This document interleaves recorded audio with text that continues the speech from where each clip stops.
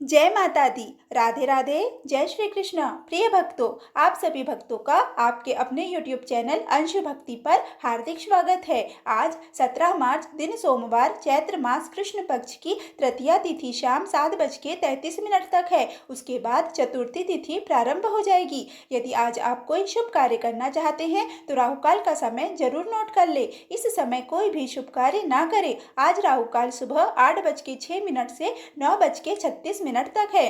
आज भालचंद्र संकष्टी चतुर्थी है।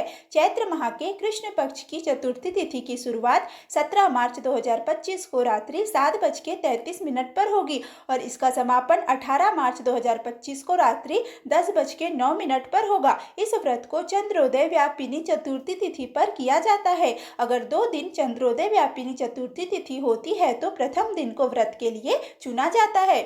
17 मार्च 2025 को चंद्रोदय का समय 9:18 पर रहने वाला है। ऐसे में 17 मार्च को भालचंद्र संकष्टी चतुर्थी व्रत रखा जाएगा। आप सभी की मंगल कामना के साथ चलिए आज के इस वीडियो की शुरुआत करते हैं। ओम गणेशाय नमः।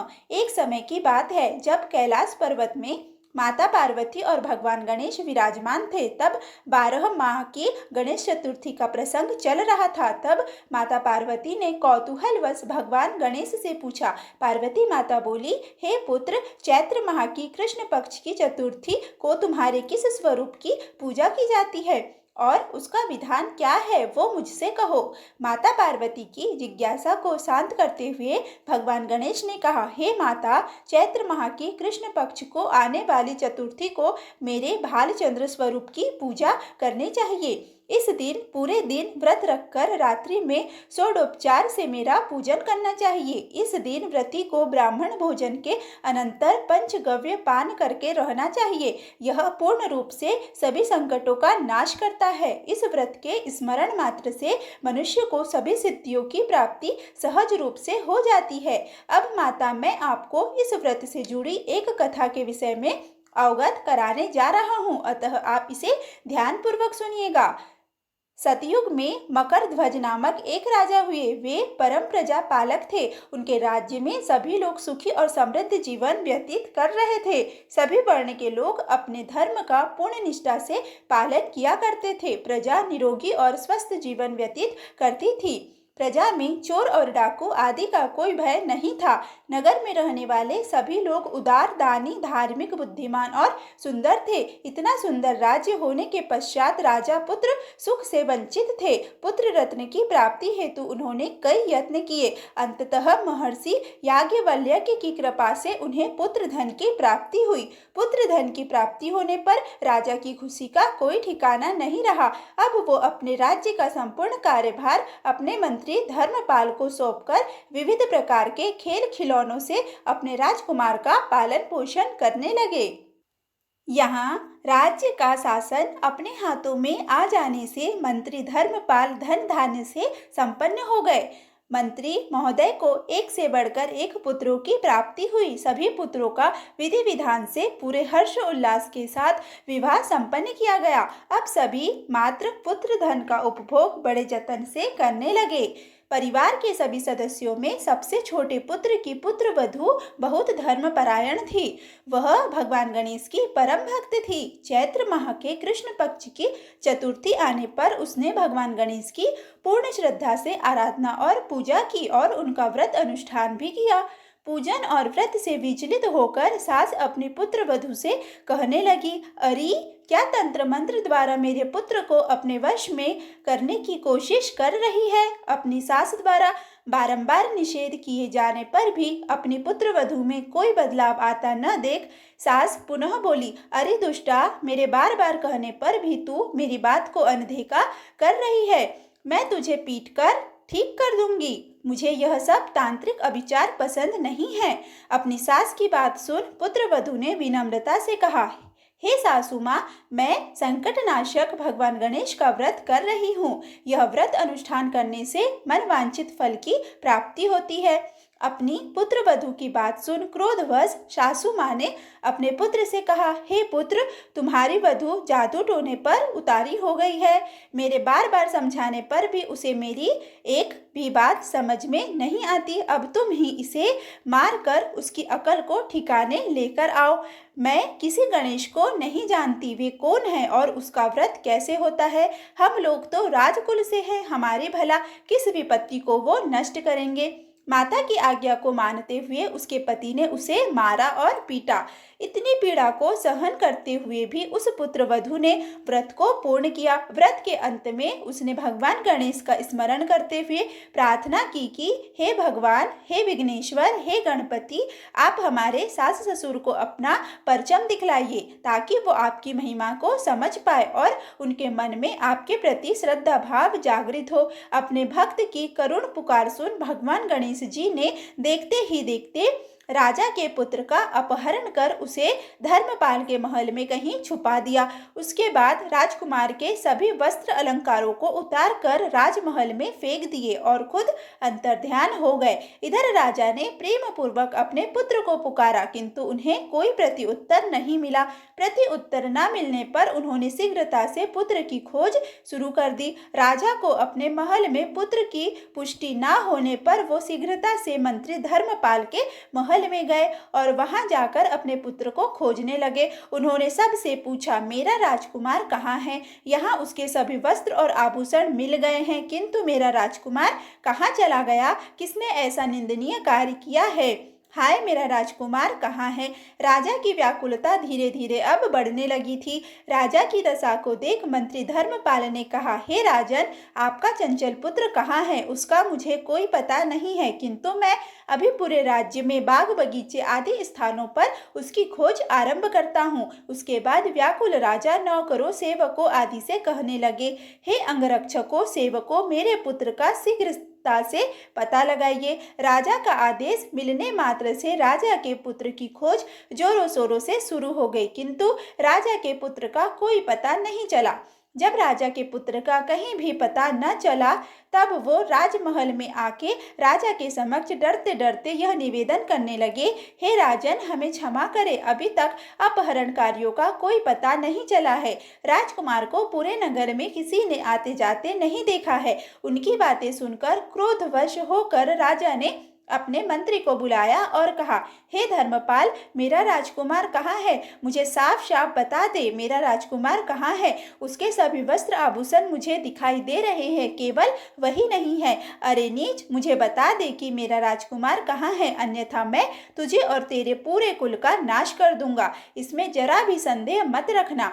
राजा द्वारा डांट पड़ने के कारण मंत्री विचलित हो गए। मंत्री धर्मपाल ने राजा के समक्ष नतमस्तक होकर कहा, हे भूपाल, मेरा विश्वास कीजिए, मुझे नहीं पता कि राजकुमार कहाँ है। मैं अभी पता लगाता हूँ। इस नगर में बालक अपहरणकर्ताओं का कोई गिरोह भी नहीं है, ना कि कोई डाकू आदि यहाँ वास करते हैं, किंतु पता नहीं किस नारद हमी ने ऐसा नीच कर्म किया है और न जाने कहाँ गायब हो गया है। धर्मपाल अब अपने महल आकर अपनी पत्नी एवं पुत्रों से पूछने लगे। उसने अपनी सभी पुत्र वधुओं को बुलाकर पूछा कि यह नीच कर्म किसने किया है। यदि राजकुमार का पता नहीं चला तो राजन मुझे और मेरे पूरे वंश का विनाश कर देंगे। अपने ससुर की बात को सुन सबसे छोटी पुत्र वधु ने कहा, हे पिताश्री, आप इतने चिंतित क्यों हो रहे हैं? यह सब भगवान श्री गणेश की लीला है। उन्हीं के ही कोप का परिणाम आप भुगत रहे हैं। अतः आप भगवान श्री गणेश की पूजा आराधना करें। अगर राजा से लेकर नगर के सभी प्रजाजन पूर्वक श्रद्धा के साथ गणेश जी की चतुर्थी का व्रत करें तो व्रत के फल स्वरूप भगवान गणेश जी राजकुमार को अवश्य लौटा देंगे। मेरा वचन कभी मिथ्या नहीं होता। छोटी पुत्र वधु की बात सुनकर ससुर ने कहा, हे पुत्री, तुम सत्य कह रही हो। तुम धन्य हो। हमारे कुल में एक तुम ही हो जो मेरा और मेरे कुल का उद्धार कर दोगी। भगवान गणेश जी की पूजा कैसे की जाती है वो तुम मुझे बताओ। हे सुलक्षणी, मैं मंद बुद्धि होने के कारण भगवान गणेश के व्रत की महिमा नहीं जानता हूँ, अतः मुझ पर और मेरे परिवार को उनके किए गए अपराध की क्षमा देकर राजकुमार का पता लगा दो। तब सभी लोगों ने भगवान श्री गणेश का कष्टनाशक चतुर्थी के व्रत का अनुष्ठान किया। राजा सहित सभी नगरजनों ने गणेश जी को प्रसन्न करने हेतु व्रत का अनुष्ठान किया। सभी के व्रत अनुष्ठान के प्रभाव से गणेश जी प्रसन्न हो गए और देखते ही देखते सभी लोगों के सामने उन्होंने राजकुमार को प्रकट कर दिया। राजकुमार को अपने समक्ष देख राजा सहित सभी नगरवासियों की खुशी का कोई ठिकाना न रहा। वो बस राजकुमार को आश्चर्यचकित होकर देखने लगे। राजा अपने पुत्र को पुनः प्राप्त करके खुशी से फूले नहीं समा रहे थे। भगवान गणेश की लीला को देख वो नतमस्तक होकर कहने लगे, भगवान गणेश जी आप धन्य हो और धर्मपाल तुम्हारी छोटी पुत्र वधू भी धन्य है, जिसकी कृपा से आज मेरा पुत्र यमराज के वहां जाकर भी दोबारा लौट आया। अतः आप सभी नगर जन इस संतानदायक व्रत को विधिवत करते रहिए। बोलिए गणेश जी महाराज की जय। श्री गणेश जी बोले, हे माता, इस व्रत से बढ़कर इस लोक तथा सभी अन्य लोकों में कोई और व्रत नहीं है। इस कथा का श्रवण युधिष्ठिर ने भगवान श्री हरि कृष्ण से सुना था और इसी चैत्र माह के कृष्ण पक्ष को आने वाली चतुर्थी का व्रत करके उन्होंने अपने खोए हुए राज्य को फिर से प्राप्त किया था। बोलिए गणेश जी महाराज की जय। प्रिय भक्तों, अब हम आगे के वीडियो में चैत्र मास महात्म्य के कथा अध्याय 3 का श्रवण करेंगे। बोलिए दुर्गा मैया की जय। सूत जी बोले, इस अलौकिक एवं विचित्र कथा को सुनकर पुनः सुनने की इच्छा वाले अगस्त्य जी ने बड़ी विनम्रता पूर्वक भगवान कार्तिकेय से कहा। अगस्त्य जी बोले, हे देव सेनापते, हे देव, मैंने यह विचित्र कथा सुन ली। अब आप श्रीमद् देवी भागवत का दूसरा महात्म्य मुझे बताइए। कार्तिकेय जी बोले, हे मित्र वरुण से प्रकट होने वाले मुने, अब आप यह कथा सुने जिसके एक अंश में भागवत की महिमा कही गई हो, धर्म का विशद वर्णन किया गया हो और गायत्री का प्रसंग आरंभ करके उसकी महिमा दर्शाई गई हो। उसे भागवत के रूप में जाना जाता है। यह पुराण देवी भगवती के महात्म्य से परिपूर्ण होने के कारण देवी भागवत कहा जाता है। वे परा भगवती ब्रह्मा विष्णु और महेश की आराध्या है। ऋता नाम से विख्यात एक महान बुद्धि संपन्न मुनि थे। रेवती नक्षत्र अंतिम भाग गंडांध योग में उनके यहाँ समय अनुसार एक पुत्र उत्पन्न हुआ।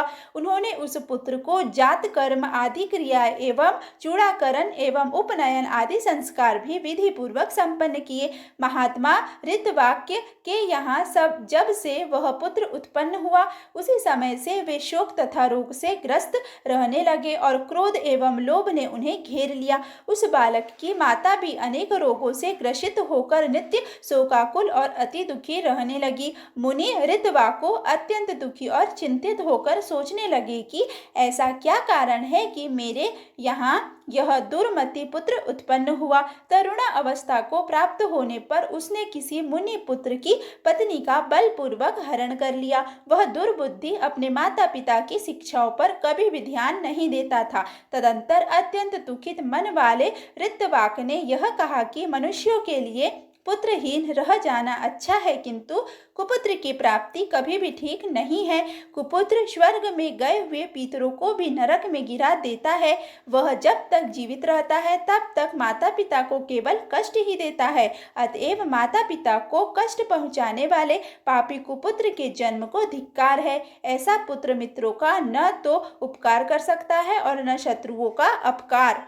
ही संसार में वे मानव धन्य है जिनके घर में परोपकार परायण तथा माता पिता को सुख देने वाला पुत्र हुआ करता है। कुपुत्र से कुल नष्ट हो जाता है, कुपुत्र से यश नष्ट हो जाता है और कुपुत्र से लौकिक तथा परलौकिक दोनों जगत में दुख तथा नाक्रिय यातनाएं भोगनी पड़ती है। कुपुत्र से वंश नष्ट हो जाता है, दुष्ट पत्नी से जीवन नष्ट हो जाता है, विकृत भोजन से दिन व्यर्थ चला जाता है और दुरात्मा मित्र से सुख कहाँ से मिल सकता है। कार्तिकेय जी बोले, हे अगस्त्य जी, अपने दुष्ट पुत्र के दुराचरणों से निरंतर संतप्त रहते हुए मुनि ऋतवाक्य ने किसी दिन गर्ग ऋषि के पास जाकर पूछा। ऋतवाक्य बोले, हे भगवान, हे ज्योतिष शास्त्र के आचार्य, मैं आपसे अपने पुत्र को दुशीलता का कारण पूछना चाहता हूँ। हे प्रभु, आप मुझे बताएं, गुरु की निरंतर सेवा करते हुए मैंने विधि पूर्वक वेद अध्ययन किया और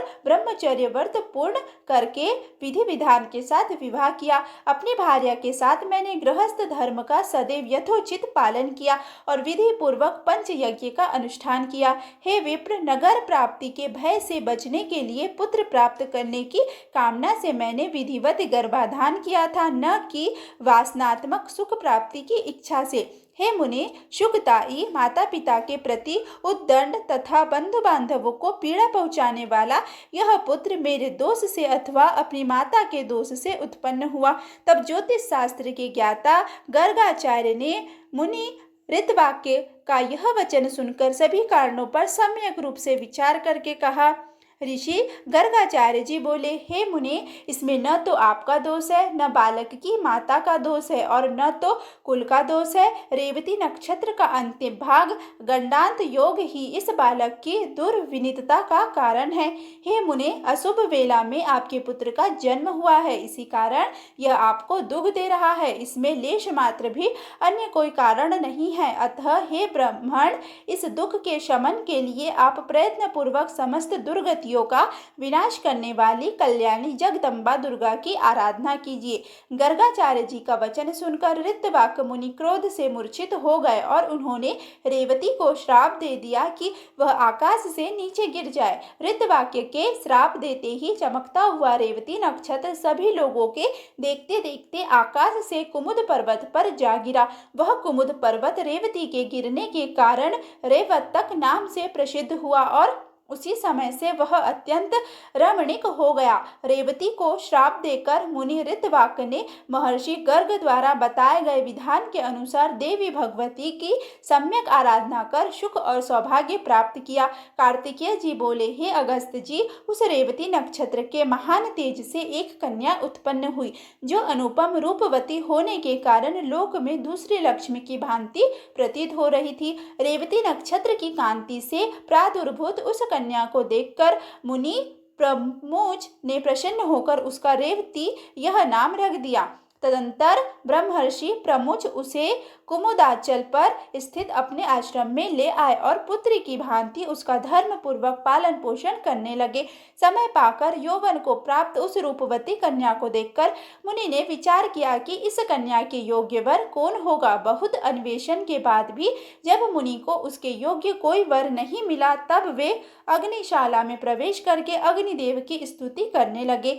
प्रमुच ऋषि के स्तुति गान से प्रसन्न होकर अग्निदेव ने कन्या के योग्य वर का संकेत करते हुए कहा, हे मुने, इस कन्या के पति धर्मपरायण, बलशाली, वीर, प्रिय, भाषण करने वाले और अपराजेय राजा दुर्दम होंगे।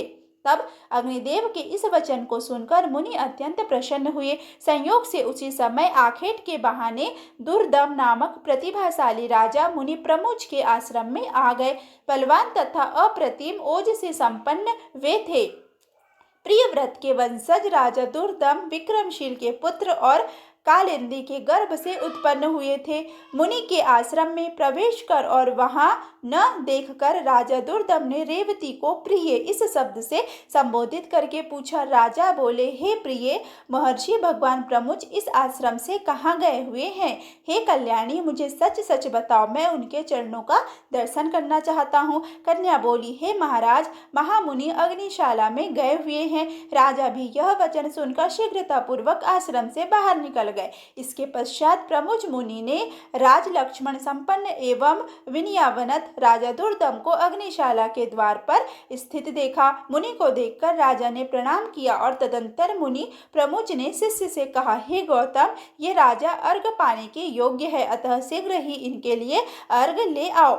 बहुत दिन बाद ये पधारे हुए हैं और विशेष रूप से ये हमारे जमाता है। ऐसा कहकर मुनि ने राजा को अर्घ प्रदान किया और राजा ने भी विचार करते हुए उसे ग्रहण किया। तत्पश्चात राजा के अर्घ ग्रहण करके आसन पर बैठ जाने के उपरांत मुनि प्रमुच ने उन्हें आशीर्वाद वचनों से अभिनंदित करके उनका कुशल क्षेम पूछा। हे राजन, आप स्वस्थ तो है? आपकी सेना, कोष, बंधु बांधव, सेवक गण, सचिव, नगर, देश आदि की सर्वविध कुशलता तो है? हे नरेश, आपकी भार्या तो यही विद्यमान है और वह सकुशल है, अतएव मैं उसकी कुशलता नहीं पूछूंगा। आप अपनी अन्य स्त्रियों का कुशल क्षेम बताइए। राजा बोले, हे भगवान, आपके कृपा प्रभाव से मेरी सर्वविध कुशलता है।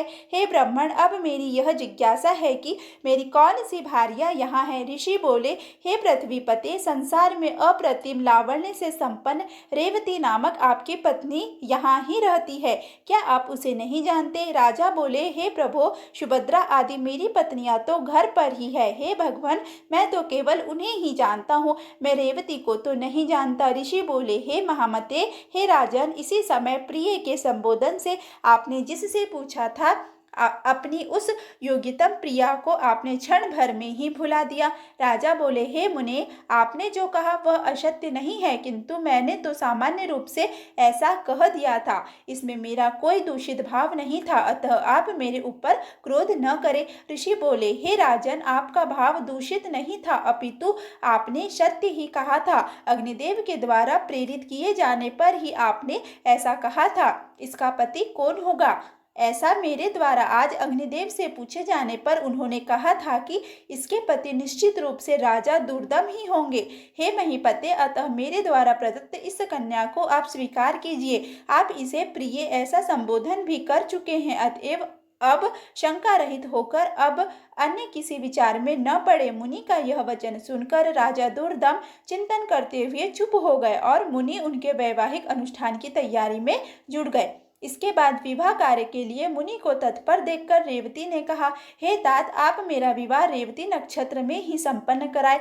ऋषि बोले, वत्से, विवाह के योग्य अन्य बहुत से नक्षत्र है, रेवती विवाह कैसे होगा, क्योंकि रेवती तो आकाश में स्थित है ही नहीं। कन्या बोली, रेवती नक्षत्र के अतिरिक्त अन्य कोई भी नक्षत्र मेरे विवाह के लिए उचित नहीं है, अतः मैं प्रार्थना करती हूँ कि आप मेरा विवाह रेवती नक्षत्र में ही करें।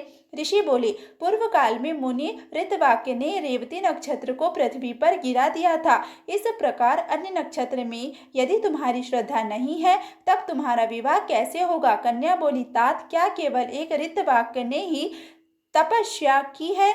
क्या आपने मन वचन कर्म से ऐसी तपसाधना नहीं की है?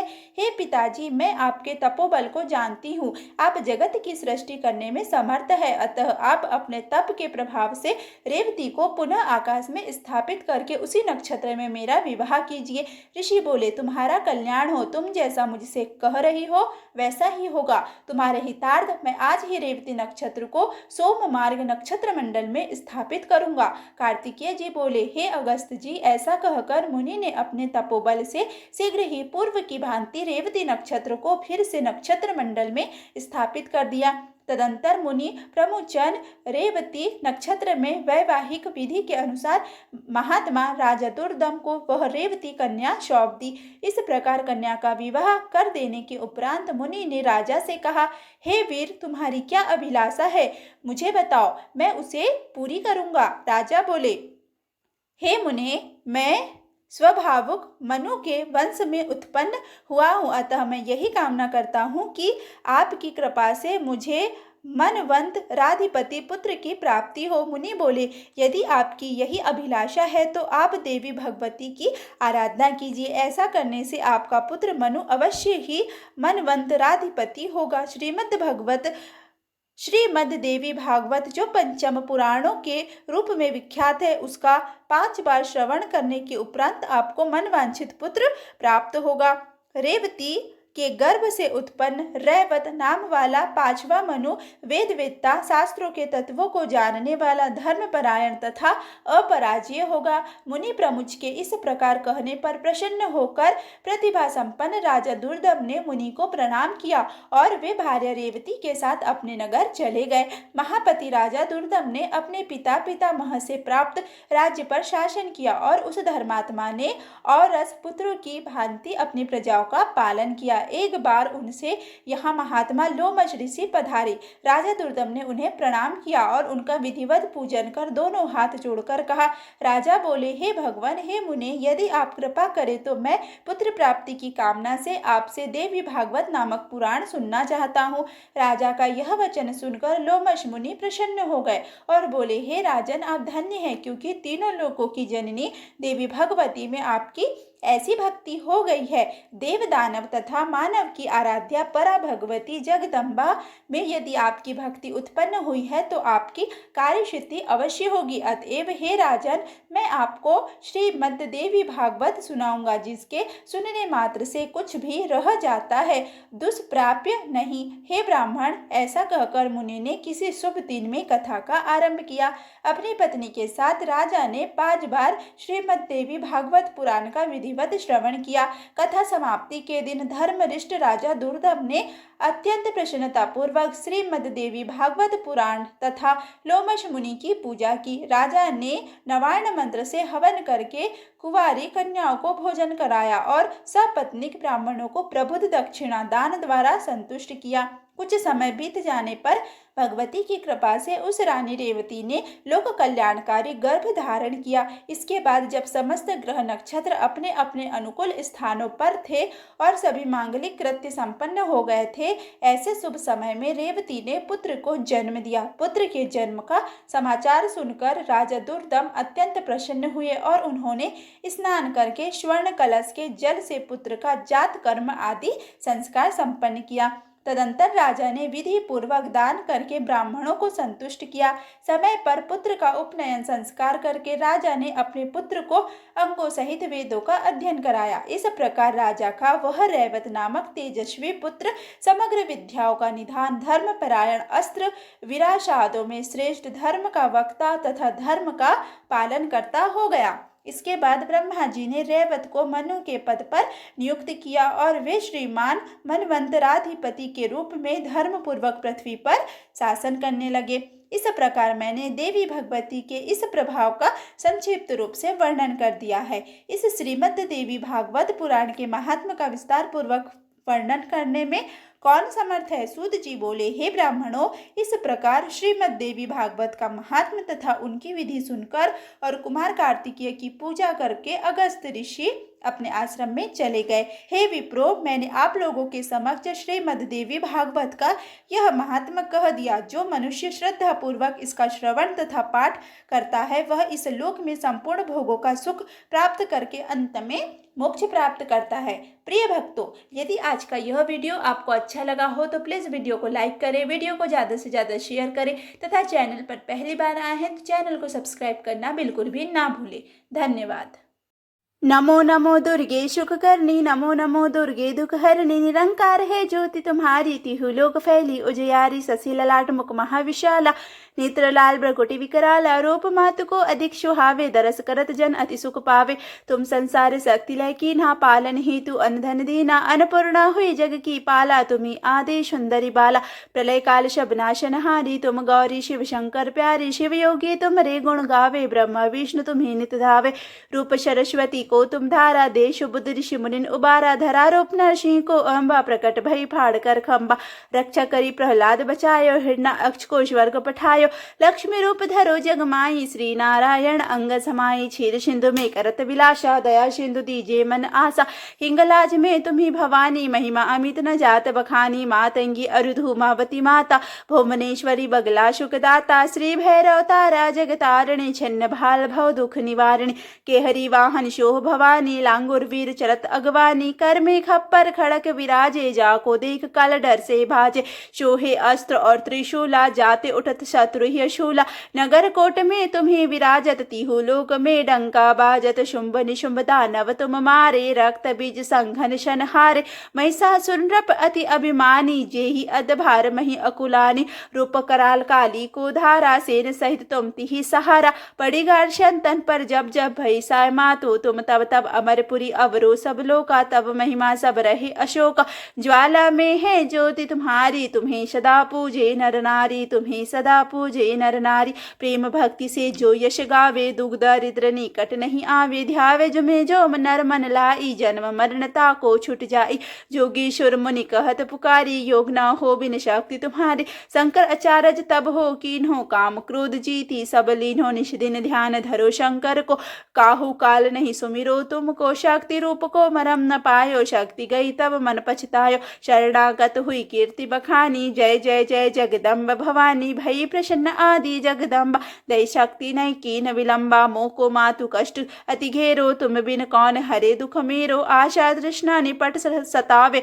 रीप मूरख मोहि अति डर पावे, शत्रु नाश कीजे महारानी, शत्रु नाश कीजे महारानी, तो सुमिरो एक चित तुम ही भवानी, करो कृपा हे मात दयाला, रिद्धि सिद्धि दे करहु निराला, जब लगी जियो दया फल पाओ, तुमिरो यश मैं सदा सुनाओ, दुर्गा चालीसा जो कोई गावे, सब सुख भोग परम पद पावे, देवी दास शरण निज हो जानी, करहु कृपा जगदम्ब भवानी, बोलिए शेरे वाली दुर्गे मैया की जय।